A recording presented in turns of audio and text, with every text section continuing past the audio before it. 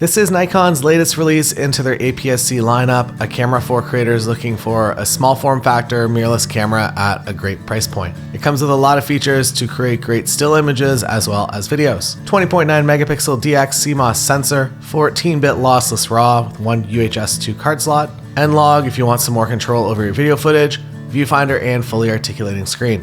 And that was a weird one. The autofocus has been updated with subject modes that pace with the Nikon ZF. You can also use any Z-mount lenses or F-mount lenses with the adapter. The only bummer is this camera does not come with IBIS, so if you do want to shoot handheld video, get lenses with VR. One thing this camera does come with though is a pop-up flash. Woo! This is Nikon's latest release, the Z50 Space II, or if you're from America, the Z50 II. I would consider this to be a Nikon ZF in APS-C crop mode, which means it's going to be smaller and a little bit easier to bring with you when you're out traveling the world. Or here in Waterloo, Ontario, Canada, we're going to take some pictures here. There's leaves. Get excited for leaves. Let's go over here. I'll tell you more about it. Oh, this is the Nikon broom. You can tell. Look at that close focusing. We also have a Nikon wheelbarrow. Same as the Z8, Z9. There are 9 subject detection modes, which means that train over there, we got it. Liam right here. Perfect. Now you're ready to be in under oath in 2008. Actually, you have to probably do like a pose. Okay. There we go. Actually, we need unnecessary off-camera light in order to make it a true band photo. So, maybe we'll get to that another time. I shoot everything in shade white balance, so you're actually seeing the straight out of camera image right here. And this is exciting. I'm really happy that there's a flash on this. Can do that, we'll get into the party shots later. That's not it. Inside you will find the newest iteration of Nikon battery technology. It powers the machine. Walking around this camera in terms of physical, number one, you have a really nice and comfortable grip. I'm very happy that on a smaller form factor camera, that it just feels really, really nice to hold with the grip. You also have, if you're used to a professional camera, you have a front wheel on the front here as well as your back wheel. You can customize those to ISO, shutter speed, aperture. On the side here, you have your quick button to release the flash. You have your dial to select your modes, as well as some user customizable options as well. On the back here, you have one of my favorite buttons. Before we get to that, I have a crazy pre-ordered deal. If you want to get into wedding photography and you want to go full time, I have a 10-step solution to make that happen for you. And no, it's not $5,000 or even $1,000. It is $399, but if you pre-order it, you actually save $300 from that, which means it's only $99, which is crazy. As always, a 100% money back guarantee. The catch, there are only 99 of them available, so pre-order it right now if you want that 10-step program to going full-time in wedding photography. Nothing to lose since there is a 100% money-back guarantee. On the back here, you have one of my favorite buttons that I'm very happy it's come to this camera, which is just to switch between the EVF and the monitor, or to allow it to freely select in between. I find that I typically will shoot a camera like this with the monitor, but I'm very, very happy to have an EVF. And you have a lot of buttons. 2 function buttons up front here. They come default set to your release mode, so if you want to go into high frame rate. Your other function button comes default to the focus modes. So your front wheel will cycle between the focus modes such as 3D tracking, which is amazing, or if you just want to make your focus box only work over a specific area of your image.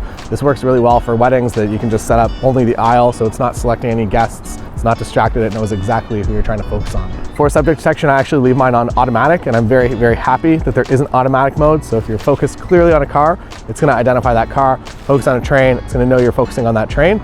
Or a person, I assume it probably has some sort of person priority, because it seems to go for people first. So if you are photographing trains, maybe just set that up to be your subject. I will say, although you have lots of different focus settings, I find myself personally using full wide points pretty much all of the time, and autofocus continuous as well. I'm very happy with the selections that the camera makes in terms of which subject to focus on, and it usually understands what I'm trying to do in a scene pretty quickly. Another thing that I'm very happy about, fully articulating screen. That means if you are doing some self-filming, you're able to do that easily. And it's also a side flip screen as well. There's also a tally light up here, so if you are self-filming or recording and your camera is far away, you can visually see that you are actually recording from a distance. This camera also comes with a dedicated picture control button up here. And what that means is there's a variety of different picture styles that you can cycle through, as well as you can actually import your own.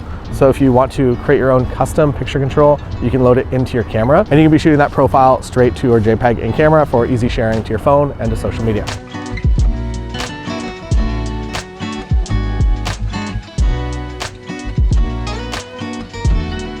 This here is what we call a wacky, wild, inflatable arm flailing tube man. I've switched back to cloudy mode. I typically will always shoot on some sort of shade white balance. I'm also usually photographing people. It's very rare that I'd be photographing somebody with direct sun. So usually I would have them like this, and I would set my white balance into shade and their face is in the shade, so it'll give them a proper skin tone. Otherwise, things just tend to be a little bit too blue if you're using kind of the daytime white balance, I find. But I also like warmer images, so maybe that's just me. Our biggest waterfall. Yeah.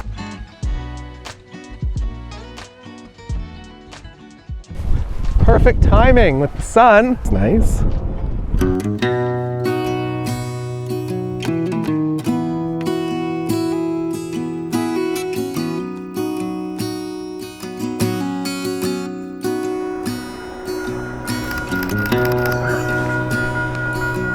Normal scene. Train AF. Some nice colors. Inside the battery compartment, you will also find, I guess it's also the card compartment, you will find a card. SD card. One of them. So when you rotate the LCD forwards, you get more controls. You get your product mode, so if you are somebody that has a product that you're trying to show to the camera, you can hit that button there, and now all of a sudden when you show that product to the camera, you'll actually focus on the product and not just continue focusing on your face. You also have a timer mode, so if you want to start a little timer, walk away from the camera, 2-second countdown, start your video, and exposure comp as well. There you have it, the Nikon Z50 II. Pop-up flash, vlog cam, creator cam, travel cam, family cam. If you're looking for a small form factor and Nikon colors, this is the camera for you. That's all from me. You can watch this video on the screen right here. Come with us to a real life wedding day. Nikon Z8 with Liam, the guy behind the camera. Look at that, now he's on the screen. He's dancing. Oh my gosh.